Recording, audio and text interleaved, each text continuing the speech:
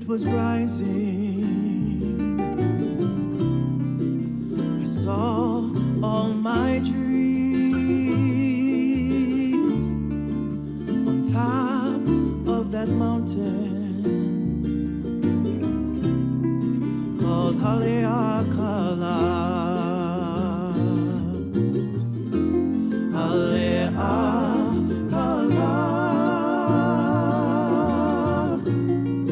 a beautiful mountain, stands all alone,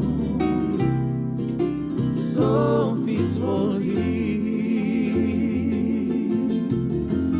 Haleakala,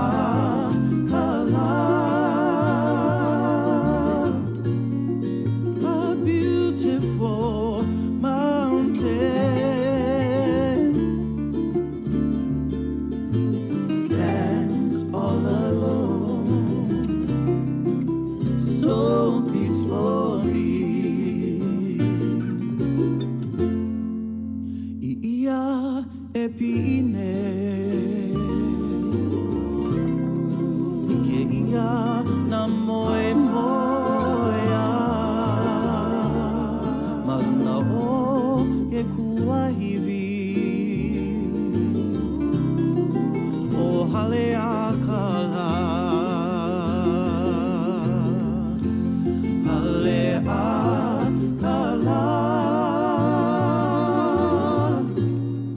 kuahiwi ki e ku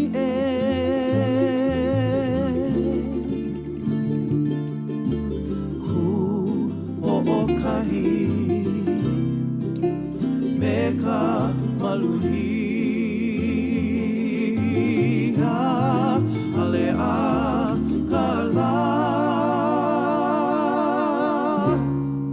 a beautiful mountain, it stands all alone, so peacefully.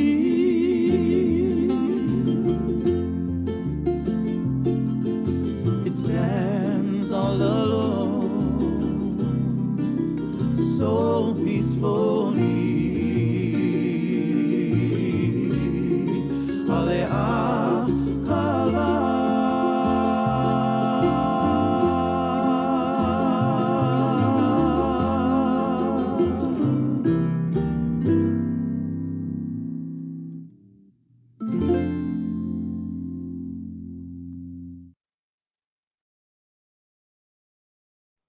Aloha kako, everybody. Thank you so much for joining us. How are you doing today?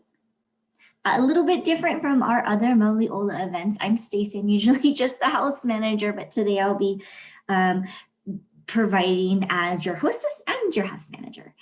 So thank you so much for joining us. This is the first of our March sessions that we have for March and April for the Mauli Ola. If you didn't catch it on the slides that previously before, we have 3 sessions set out. I'm still finalizing one more, hoping to get some great hula related content in for our month of April, since we are going to be missing Mary Monarch this year.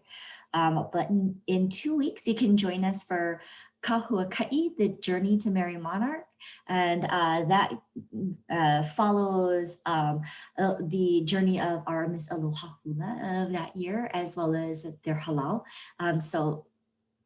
So excited. And afterwards, we're going to have a Q&A with Gerard Elmore, the producer. So please be sure to join us. That'll be followed up by April 16th, a profile with Lizette Flannery. A lot of folks who've been in the film community in New York and the diaspora of New York recognize that name. So Lizette is going to have a session here in Hawaii where they're going to highlight the trilogy of her hula films. So luckily we get to have her on promo with a Q&A. And then later on in May, we'll be a part of their community screening for Tokyo Hula. So stay tuned for that information. And then we round out the month of April 29th with the film screening of Island to Island. If you have been on these Mauli Olas before, you'll recognize some of the people in there. It features one of our board members, Chris Gato. He's the one who actually is usually here hosting. So that will be April 29th. He'll be able to finally show a little bit of his works because he is a filmmaker. So that's our next sessions to come up on Maliola.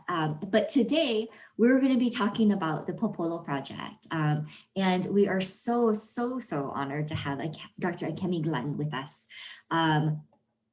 For folks who are not familiar with the Popolo Project, I'll give this short entry and Dr. Glenn Akemi can go ahead and give the great better, more drawn out, wonderful description of what the Popolo Project is up to today and how it's come to fruition. So the Popolo Project is a Hawaii-based nonprofit organization. It redefines what it means to be Black in Hawaii and in the world through cultivating radical reconnections to ourselves, our community, our ancestors, and the land, changing what we commonly think of as local and highlighting the vivid, complex diversity of Blackness. I am so excited to have Dr. Glenn here with us.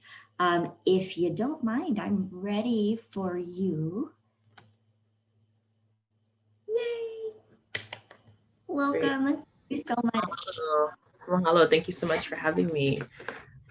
Absolutely. And along with the amazing things that Dr. Glenn, the founder and executive director of the Popolo Project, she holds various degrees, an MA and PhD in linguistics from the University of Hawaii at Manoa, and a BA in linguistics from NYU. So she has that connection, just like how we all do, being in the diaspora and then coming back to Hawaii and just forging a path of just amazing activism. The more that I discover what you've been doing with this program for the past few years about not only doing community events, but profiles, short films, documentaries, articles, youth programs, and full-length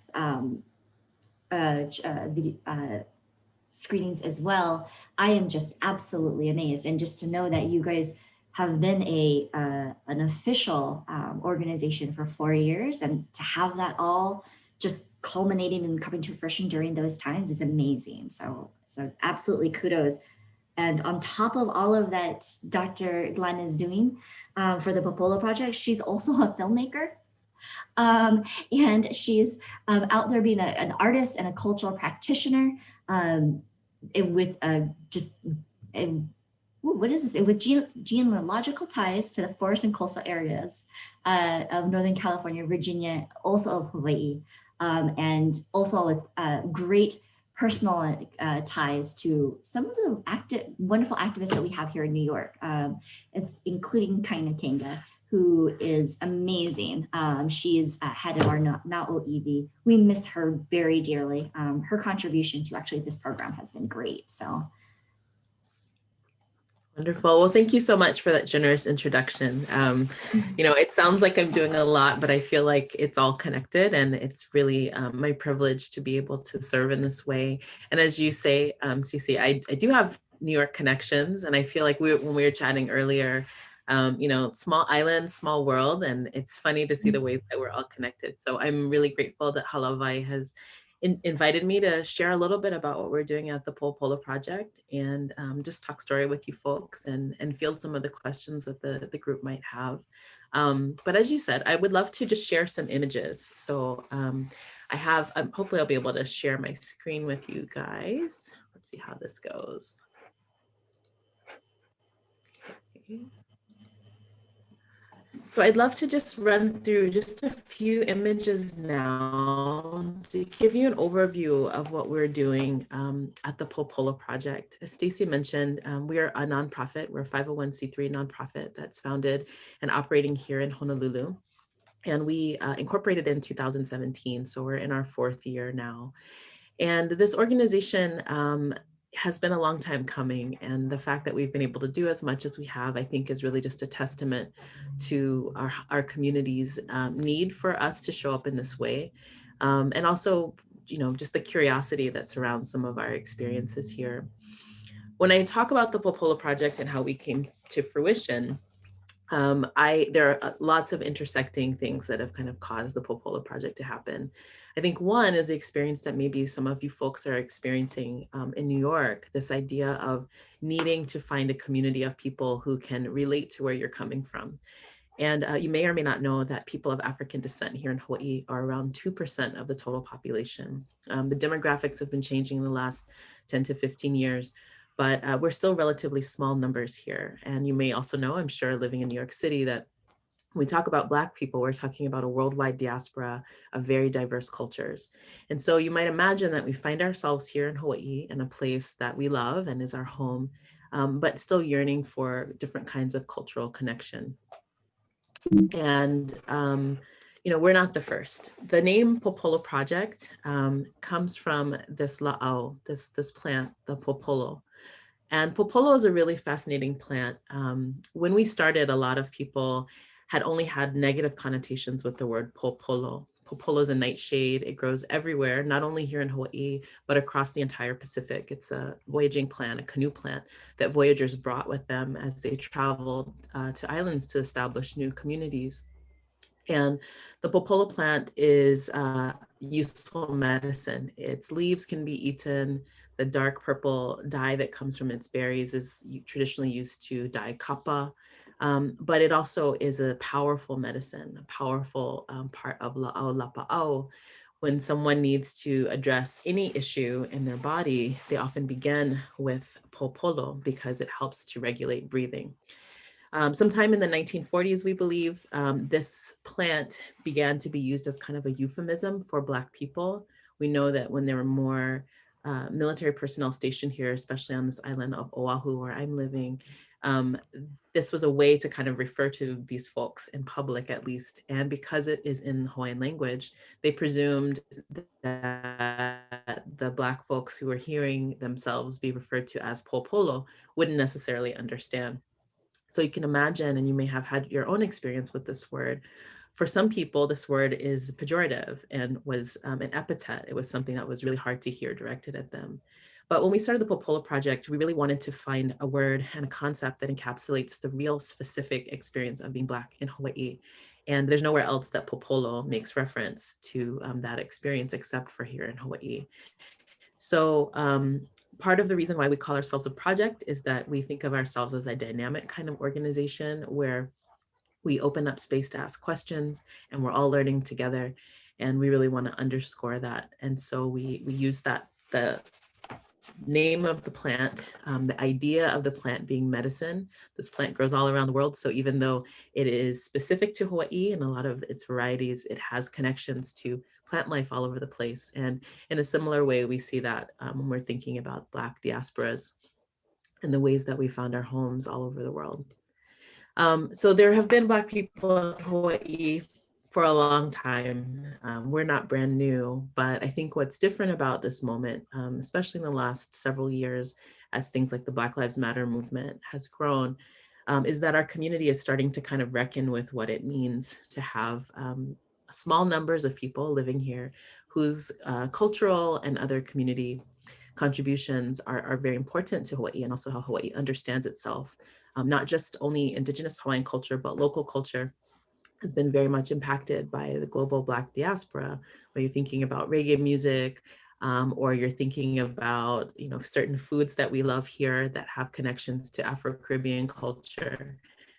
It's really important for us not only to acknowledge that because we're here, but also, as Stacy mentioned in talking about my own genealogy, it's important for us to understand where we're going, to know who we're connected to and how the cultures and practices have shaped the place that we love, but also what Hawaii can and will look like in the future. So Hawaii has been a place that has been heralded as a melting pot and a place with a lot of different ethnic cultures here. And of course, I just this week was able to chat with a filmmaker who's working on a film about Dr. Martin Luther King's 5 days in Hawaii in 1959. And, on the surface, this can be a really interesting and enriching conversation, but it also requires us to have deep and complex conversations about what it means for Hawaii to have been conscripted into the United States to become a state. How does culture work? How does culture change? And what does justice look like? And so one of the things that's really important to us as we do our work at the Popolo Project is to leave space for us to learn and explore together. Sometimes these explorations are really difficult. So as I mentioned with the name of our organization, leaning into some of the tensions around a word like Popolo, leaning into the ways that Black people have been represented in local culture is difficult but necessary for us to really be able to mine what it means for us to be here and to chart what we would like it to mean in the future. So on the left in this slide, this is an extract from Pidgin to the Max, which you might know. It's an illustrated dictionary of Pidgin that came out in 1986. And if you look at the very bottom, the entry for Popolo has a particular New York reference. So this is a funny kind of comedic look at how Pidgin words are used and how they mean things in kind of our local community. And you can see the definition here. Popolo is a local boy from Harlem, indexing the Blackness, but also the foreignness of Popolo people. And so a lot of the work that we do is trying to kind of sit with that seeing someone who looks like me in Hawaii and presuming that I'm a tourist or in the military comes from a much longer and in some ways much very insidious kind of history of Hawaii. And we want to engage our community in some of these conversations. Above here, the Popolo suntan lotion is from a short advertisement that came out a few years after Pigeon to the Max came out in paper form. This actually ran on Hawaii television stations. You may have seen it. If you're curious, you can find all the stuff on our website as well. Where someone whose name is Vance Mishima uses Popolo suntan lotion and accidentally becomes Black and becomes good at basketball. And so in the moment, it's very funny. And usually when I share this clip with people, they find the humor in it. But it also underscores this idea that we're perpetual foreigners in Hawaii. And this is something that we're trying to not only just explode, but ask why is it important for people who have been here and a part of this community for a long time, who are part of many ohana, who are part of genealogies, why is it important for them to be excluded? And why is this kind of narrative something that we've committed to over time? So as Stacy mentioned, our young organization has been really fortunate to do a lot and to be connected with a lot of interesting folks around the world who are doing important work, specifically around uplifting the humanity and the liberation of Black people all over the place. So we've hosted the founders of the Black Lives Matter movement. Here's a photo of Patrisse Cullors in conversation with us at Honolulu Museum of Art. Just below that, I had the good fortune to interview the award-winning journalist, also based in New York, Ta-Nehisi Coates. And it was very fascinating to sit with him and talk about his work, mostly on reparations and incarceration, and mostly focused on people of African descent in the United States, and to see how some of the journalism work that he does is applicable to Hawaii. And we had a really wonderful and fruitful conversation. If you're curious about that, you can see the entire interview that I did with him on YouTube as well. We've also taken a lot of our time to build out programming that really helps to educate our community.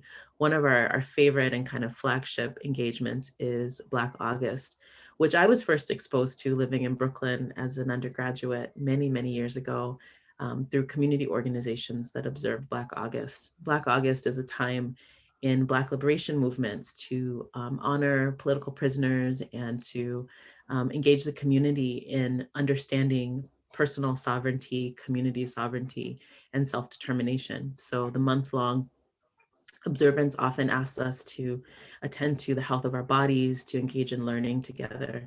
So when we brought this to Hawaii 4 years ago, we were really excited to see this as an opportunity for us, not only just to learn about kind of Pan-African political movements and Black liberation opportunities and struggles, but also to think about what does that mean for us to be doing that from this place, from this aina and in occupied Hawaii. And so we've had tremendous interest in Black August since we started. We've hosted a number of free, publicly available events to our community, opportunities for people to meet each other and build community with each other. And it's been one of our most popular and most impactful programs. And the folks that I have featured here all have New York connections as well. So the reach of the Popolo Project and the work that we do continues to extend and makes it all the way out to those islands as well. Just going to click through, whoops. There were a couple of quick slides here to talk about some of the work that we do. We have done a lot of kind of historical reconnection work is what we usually call it, thinking about the ways that we can explore our histories of solidarity throughout a vast diaspora and think about what it means for us to do that from this place. So this is just from last year. This is one of our social media posts that went viral for us. We had about 20,000 people share it, which was huge for us. But this is using a kind of pulling together this history of the abolitionist Frederick Douglass, who famously wrote in 1852 his speech, "What to the Slave is the 4th of July," trying to get the people in his audience to think about what it meant for people who were literally in bondage to be celebrating freedom in the United States. And so this past summer, we invited our folks to consider, what does this mean in Hawaii, especially because of Hawaii's particular history, not only of annexation and the coup against the government, but also specific things that happened on 4th of July, like the installation of the Republic of Hawaii government, people like Sanford Dole taking power symbolically on the 4th of July. So we posted this on the 4th of July and had people share it all over the internet. And so some of the work that we do is in social media, just trying to kind of get some of these ideas out and see how far they can go.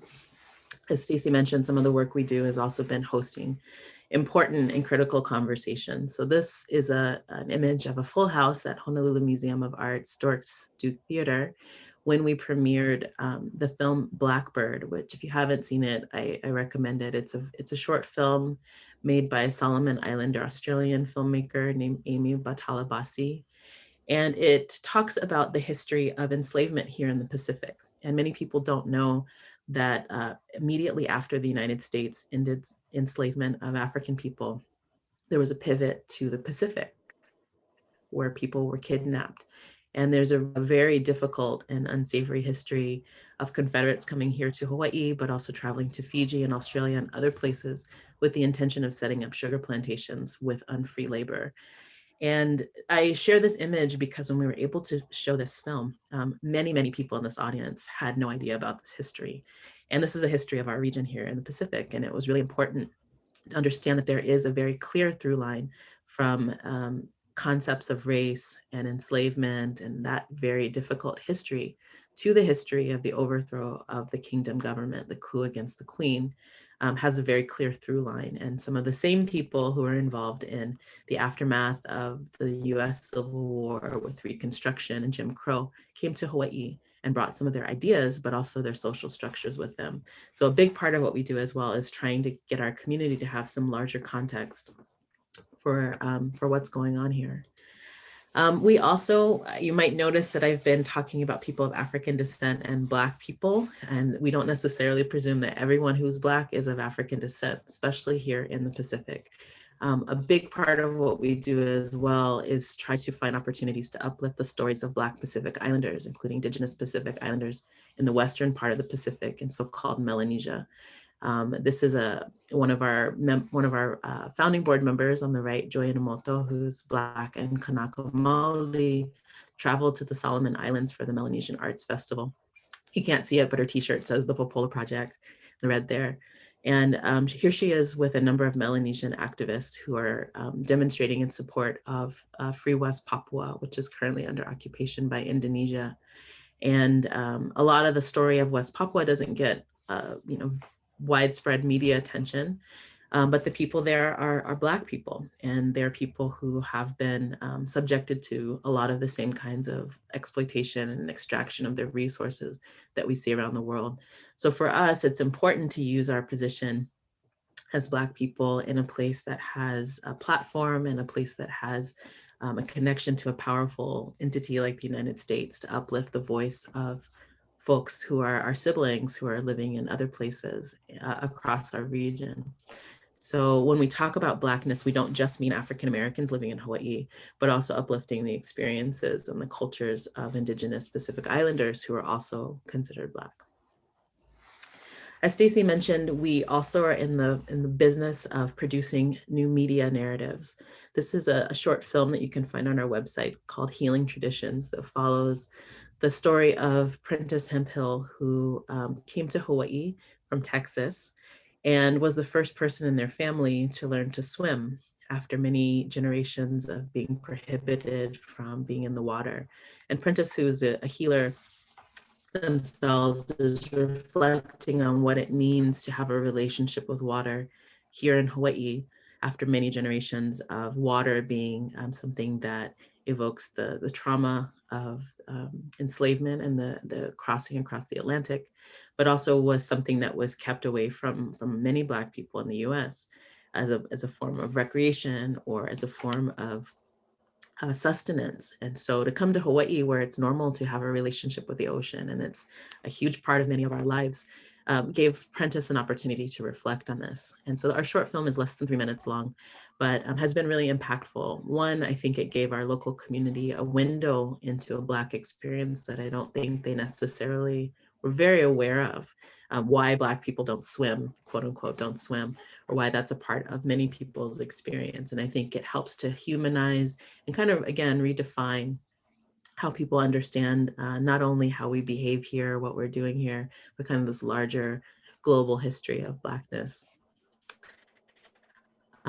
This is some of our crew featured in a wonderful short video you can also find on our website that was produced by the Nellen Media Group as a part of their magazine Flux, where the Popolo Project was featured. And I think in the slides that we had up at the very beginning, you saw the cover where Nicole Mylene Wu, who's also from Brooklyn, and she's here with her husband, her two boys. She talks about her experience of leaving New York and coming to Hawaii, and talks about what it's like to be raising two young Black boys here in Hawaii. I encourage you to check it out if you haven't seen it. But a big part of what we do is trying to make ourselves visible and give space to see each other. So here are two of our sisters, Luana and Amy, at an event that we did with Shangri-La Museum of Islamic Arts and Design. And we also spend a lot of time getting the story out in the media. So I'm often talking with our local news and television stations and trying to think about ways that we can recontextualize the history or what people presuppose is the relationship between Africa, Black diaspora, and the Pacific, and especially Polynesia. Last year, we were really fortunate to host our first big party. And if you're in Honolulu next February, hopefully we'll be able to do it again. We closed out the month with our Black Futures Ball, which was a large party where we brought together folks thinking about what it will mean for us to build a future. History is important, but also now that we understand our kuleana, what can we build for a sustainable Hawaii and a sustainable world? You'll notice on the tables that there are little popolo plants that are in the baskets there, but we had people from every culture you can imagine here in Hawaii coming to celebrate Blackness with us and celebrate the diversity of our community. And that kind of joy and generative connection is really the life's blood of the work that we do here. And I think that it's been interesting because it's been kind of the first time that we've had spaces to do this. Often when we first started out with the Popolo Project, people understood us as a protest movement or as people who had grievances. And I had a lot of people say, well, why do you guys have a Black organization in Hawaii? It can't be worse for you here than it is elsewhere. And while there are a lot of things about Hawaii that are wonderful for us, of course, many people talk about feeling much safer here than other places. We still want to gather. We still want to be with folks who are our kinfolk, and we still want to learn from each other and luxuriate in the genius and the beauty of each other. And I think doing things like the Black Futures Ball and being very insistent on the creative aspect and the generative aspects that are happening. Of course, last summer we were active in the solidarity demonstrations with Black Lives Matter protests across the US and around the world. But it's important for us, the reason why we're doing that, the reason why we demonstrate, the reason why we're speaking up is because we love our people and we love the creativity and the beauty that are in the cultures that we bear. So some of the things that we've been doing, we did a program with Sundance Film Festival where we talked about what it means to build solidarity across Hawaii, across the Pacific, and across the African diaspora. This conversation is also available on our website, and you are welcome to check it out. Really fascinating conversation between Jamaican filmmaker, Black and Kanaka Mauli theater performer Moses Goods, Itauke Indigenous Fijian scholar Ponapate Rokolekutu, and myself. And it was a really fascinating conversation. And this is something that I think we need to keep making space for, because this is not just a show and tell opportunity, but really an opportunity for us to insist on our humanity and making sure that we uplift the humanity of other people. This summer, as I mentioned, of course, we were visible and able to demonstrate here in Honolulu in solidarity with the uprisings in the aftermath of the killings of George Floyd and Breonna Taylor, Ahmaud Arbery, Tony McDade, and many others in 2020. But we also wanted to make sure that the work that we do is still